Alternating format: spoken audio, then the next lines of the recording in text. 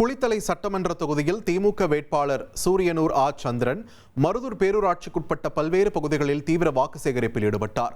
அப்போது பொதுமக்கள், குறிப்பாக பெண்கள், பூரணகும்ப மரியாதையுடன் ஆரத்தி எடுத்து உற்சாக வரவேற்பு அளித்தனர்.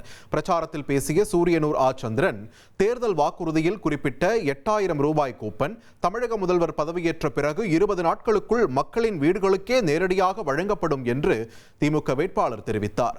மேலும் நெல் கொள்முதல் விலை உயர்த்தப்பட்டுள்ளது என்றும் விவசாயிகளுக்கு இலவச மின் மோட்டார்கள் வழங்கப்படும் என்றும் தெரிவித்தார். மேலும் உதயசூரியன் சின்னத்திற்கு வாக்களித்து தன்னை வெற்றி பெறச் செய்யுமாறு அவர் கேட்டுக்கொண்டார்.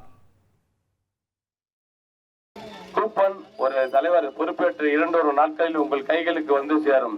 அந்த பொருட்களை உடனே நீங்கள் வாங்கிக் கொள்ளலாம்.